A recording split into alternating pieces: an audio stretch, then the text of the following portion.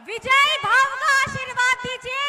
ये विजयी भाव आप प्रदीप जी को करिएगा, ये विजयी भाव आप हेमंत जी को करिएगा, ये विजयी भाव आप दिशम गुरु शिबू सोरेन जी को करिएगा, ये विजयी भाव आप इंडिया गठबंधन को करिएगा।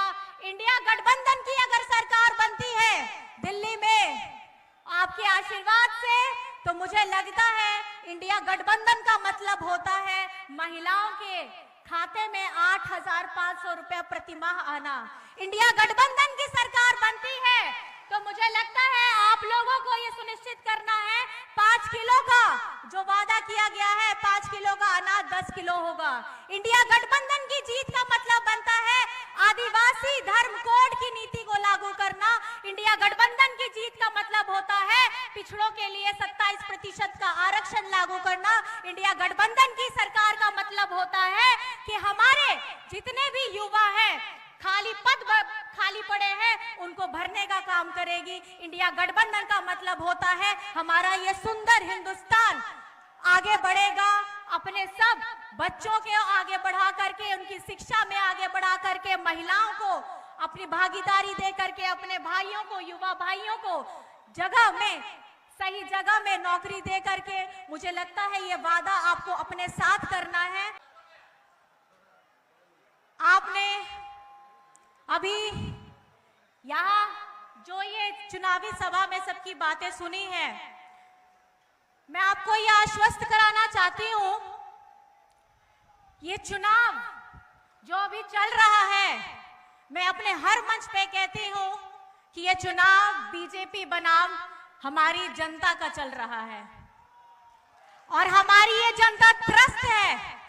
और ये त्रस्त जनता के जो प्रत्याशी हैं, जो प्रतिनिधित्व कर रहे हैं इंडिया गठबंधन के, सिर्फ झारखंड में नहीं पूरे हिंदुस्तान में आप जितने प्रत्याशी और उम्मीदवार देखेंगे तो हमारी त्रस्त जनता का प्रतिनिधित्व करते हुए हमारे इंडिया गठबंधन के सारे प्रत्याशी खड़े हैं। आज आप लोग सबका भाषण सुनते हैं, सबकी बातें सुनते हैं, लेकिन सबकी बातों को सुनने से ज्यादा आपको इस बात पे महसूस करना होगा कि आपकी रोजमर्रा की जीवन क्या है, आपकी रोजमर्रा की तकलीफ क्या है, आप अपने घर में कितना पैसा बचा के लेके जाते हैं। महंगाई दर इतनी ऊंची है कि कितना भी कमा लीजिए घर में पहुंचते पहुंचते कम पड़ जाता है। एक ही घर से पुरुष भी हैं, महिलाएं भी हैं, सब अपना काम करते हैं, पूरी मेहनत के साथ काम करते हैं, लेकिन जितना आपको अपने हिस्से में आना चाहिए था वो आपके जेब में नहीं आता है। और ये जो चुनाव है, लोकसभा का चुनाव, ये 5 साल में सिर्फ एक बार आता है और हम इसे पूरे बढ़ चढ़ करके लोकतंत्र के पर्व के हिसाब से मनाते हैं। लेकिन 5 साल में आपके ऊपर क्या बीती है, ये हर एक इंसान, हर एक परिवार आपके ऊपर क्या गुजरी है, ये आपने सिर्फ महसूस किया है। लेकिन अब ये वक्त आ चुका है कि इंडिया गठबंधन जिस ताकत के साथ, जिस हौसले के साथ और जिस नीतियों के साथ, जिस मुद्दे के साथ हम आगे बढ़ रहे हैं, मुझे पूरा यकीन है कि हमारी जनता हमारे साथ है। आज बाबा डॉक्टर भीमराव अंबेडकर जी का संविधान खतरे में है, हमारा लोकतंत्र खतरे में है। और आपने ये देखा ही होगा, लोगों की बात सुनी भी होगी बीजेपी वालों की, ये तो कहते ही हैं कि हम आएंगे और आते ही हम संविधान बदल देंगे।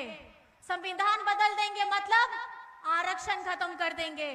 आरक्षण खत्म कर देंगे मतलब हमारे जितने भी गरीब, गुरबा, आदिवासी, दलित, पिछड़ा और अल्पसंख्यक लोग हैं, जरूरतमंद लोग हैं, हमारे जितने अधिकार बाबा साहब ने हमको दिए हैं हिंदुस्तान में, ये उनको बदलने जा रहे हैं। अभी ये लोगों ने इलेक्शन हुआ नहीं, पहले से अपना नया नारा, पहला चरण हुआ एक नारा, दूसरा चरण हुआ बीजेपी वालों का नारा बदल गया, तीसरा हुआ फिर बदल गया, चौथा हुआ फिर बदल गया, तो 7वां आते आते तक अब यही होगा कि अब बीजेपी अब आने नहीं वाली है और इसका अंदेशा उनको पहले ही हो चुका है। और यही भयावह स्थिति को उन्होंने भांप लिया था, इसलिए आपके प्यारे मुख्यमंत्री हेमंत सोरेन जी को इन्होंने जेल में डालने का काम किया, वो भी चुनाव से ठीक पहले। ये वही हेमंत सोरेन है, ये वही हेमंत सोरेन है जिसने जब कोरोना हुआ था तो अपने मजदूर भाइयों को बाहर से लाने का काम किया था। जब केंद्र सरकार की जिम्मेदारी थी कि लॉकडाउन से पहले उनकी जो जिम्मेदारी है लोग अपने जगह पे पहुंच जाए, उनके लिए सुविधाएं उपलब्ध कराए, लेकिन इन्होंने नहीं किया। बड़ी बड़ी इमारतें आप देखते हैं, बड़े बड़े भवन देखते हैं, कौन बनाता है इसे? सुंदर सुंदर आपको सड़कें नजर आती हैं, हाईवे दिखते हैं, कौन बनाता है इन्हें? इन्हें मजदूरों की चिंता कभी नहीं हुई है। बीजेपी वाले हमेशा मजदूर विरोधी रहे हैं, हमेशा किसान विरोधी रहे हैं। और आपके इसी हेमंत बेटा ने, हेमंत बाबू ने कोरोना के समय जब लॉकडाउन हुआ तो अपने मजदूर भाइयों को बसों से, ट्रेन से, हवाई जहाज से झारखंड लाने का काम किया है और उनको अपने परिवार से मिलाने का काम किया है। आज हमारे अन्नदाता, हमारे किसान दिल्ली के बॉर्डर पे अपना धरना देने आते हैं तो ऐसा भयावह स्थिति पैदा कर देते हैं, इतने बड़े बड़े लोहे के जाल बिछा देते हैं, कील लगा देते हैं, जैसे लगता है कि कोई बाहर से विदेशी हमला कर रहे हैं।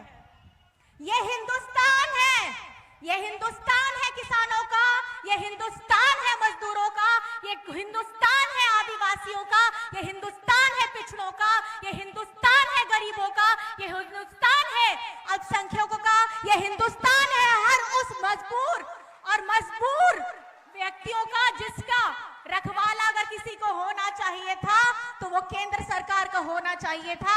लेकिन आज की ये जो परिस्थिति आपके सामने उत्पन्न हो रही है, वो परिस्थिति का अगर आपको लेखा जोखा मिले तो आप लोगों को प्रश्न बीजेपी वालों से पूछना चाहिए था। ये बीजेपी वाले लोग 2014 में जब इनको जनादेश मिला, इतने बड़े बड़े वादे करके आए कि किसानों की आय दुगनी करेंगे, 15 लाख खाते पे आएंगे, काला धन बाहर से आएगा, आपके खातों में 15 लाख आएंगे। मुझे तो लगता है कि बहुत लोग के अकाउंट में पैसे आ भी गए होंगे। आए आपके अकाउंट में पैसे? अरे देख लीजिए, आ गए होंगे। 10 साल पुरानी बात है, 10 साल पुरानी बात है, कुछ तो आया होगा। आया है? आप लोग हाँ बोल रहे हैं कि ना बोल रहे हैं? नहीं आया है।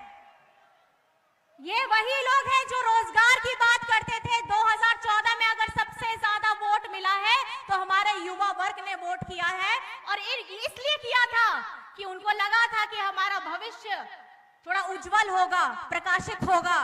लेकिन आज आप देख सकते हैं 10 साल हो गए, कहां गए वो बातें, कहां गए वो वादे जिनका भरोसा जीत करके, हमारी जनता का भरोसा जीत करके इन्होंने कहा था कि हम भारत को सुदृढ़ करेंगे, आगे बढ़ाएंगे।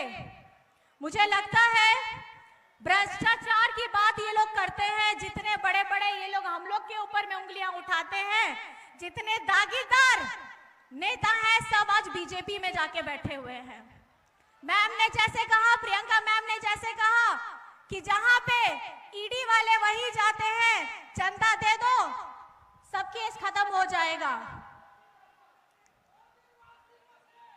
हाँ, आपने सही कहा, वही ऐसा मशीन है जिसमें से आप पार हो जाए, सारे आपके साफ सफाई सब हो जाएंगे, एक भी दाग आपको नजर नहीं आएगा। और आप लोगों ने तो सुना ही होगा, जितना ज्यादा बड़ा भ्रष्टाचारी इनकी पार्टी में जाके बन जाते हैं उतने बड़े पदाधिकारी। लेकिन ये लोग अपनी बातें, अपनी उंगली हमारे ऊपर, इंडिया गठबंधन के ऊपर उठाते हैं, लेकिन भूल जाते हैं कि बाकी की उंगलियां आपके ऊपर ही जा रही होती है। और मैं ये कहना चाहती हूं हमारे यहाँ गोड्डा के लोगों को कि आप लोगों ने अभी वर्तमान में जो बीजेपी के उम्मीदवार हैं उनका व्यक्तित्व तो देख ही लिया होगा। उनके इतने बड़बोलेपन हैं कि हमारे कांग्रेस की चाहे महिला विधायक हो, दीपिका पांडे जी हो, बादल पत्रलेख जी हो, इनके ऊपर में भी कैसे अपशब्द बातें करते हैं। और ये एक सभ्य समाज में ऐसे व्यक्ति को कभी भी इतने बड़े जगह में होना नहीं चाहिए। और इस बार ये चुनाव आप लोगों को करना है। जो व्यक्ति एक महिला का इज्जत नहीं कर सकता, जो व्यक्ति एक जनप्रतिनिधि का इज्जत नहीं कर सकता, तो आप बताइए कि एक आम जनता को वो किस नजर से देखेगा। ये आज आपको निर्धारित करना है कि इस बार का ये जो चुनाव होना है, हमारे इंडिया गठबंधन के प्रत्याशी बड़े भाई हैं प्रदीप भैया जी को आपको जिताना है। यहाँ 1 जून को मतदान होगा, क्रम संख्या 2। आपको भारी मतों में इनको विजयी बनाना है। क्योंकि मैं आपको कह देना चाहती हूँ, अगर आप इनको, प्रदीप यादव जी को, बड़े भैया को अगर आप जिताइएगा तो आप झारखंड के मुद्दों को जिताइएगा। ये वही विधायक है जो विधानसभा में जिनकी आवाज दमदार तरीके से गूंजती है, अपने झारखंडियों की आवाज दमदार तरीके से गूंजती है। तो मुझे लगता है कि अब संसद की भी बारी आ गई है और हमारे जब ये सांसद बन करके जाएंगे तो झारखंड के जो अपने मुद्दे होंगे उनको प्रखरता के साथ आगे बढ़ाएंगे और इसका आशीर्वाद आप लोगों को देना है। आप वहीं से बैठ करके अपने दोनों हाथों को खड़ा करके आप आशीर्वाद दीजिए अपने बेटे को, अपने भाई को, अपने दादा को, कि आपको पूरा आशीर्वाद देना है। आप लोग सब लोग वहीं से आशीर्वाद दीजिए, विजयी भाव का आशीर्वाद दीजिए। ये विजयी भाव आप प्रदीप जी को करिएगा, ये विजयी भाव आप हेमंत जी को करिएगा, ये विजयी भाव आप दिशम गुरु शिबू सोरेन जी को करिएगा, ये विजयी भाव आप इंडिया गठबंधन को करिएगा। इंडिया गठबंधन की अगर सरकार बनती है दिल्ली में आपके आशीर्वाद से, तो मुझे लगता है इंडिया गठबंधन का मतलब होता है महिलाओं के खाते में 8,500 रुपए प्रतिमाह आना। इंडिया गठबंधन की सरकार बनती है तो मुझे लगता है आप लोगों को ये सुनिश्चित करना है 5 किलो का जो वादा किया गया है, 5 किलो का अनाज 10 किलो होगा। इंडिया गठबंधन की जीत का मतलब बनता है आदिवासी धर्म कोड की नीति को लागू करना। इंडिया गठबंधन की जीत का मतलब होता है पिछड़ों के लिए 27% का आरक्षण लागू करना। इंडिया गठबंधन की सरकार का मतलब होता है कि हमारे जितने भी युवा हैं, खाली पड़े हैं, उनको भरने का काम करेगी। इंडिया गठबंधन का मतलब होता है हमारा ये सुंदर हिंदुस्तान आगे बढ़ेगा, अपने सब बच्चों के आगे बढ़ा करके, उनकी शिक्षा में आगे बढ़ा करके, महिलाओं को अपनी भागीदारी दे करके, अपने भाइयों को, युवा भाइयों को सही जगह में नौकरी दे करके, मुझे लगता है ये वादा आपको अपने साथ करना है। और आप लोग हमेशा एक नारा देते हैं, आप लोग हमेशा अपने हेमंत सोरेन दादा के लिए एक नारा देते हैं, जेल का ताला है ना, तो जो ताले की जो चाबी है वो चाबी है आप लोग, आपका एक वोट चाबी है। क्योंकि अगर इंडिया गठबंधन की सरकार दिल्ली में 4 जून के बाद आ रही है तो आपके हेमंत सोरेन भी बाहर आ रहे हैं और ये निश्चित हो चुका है।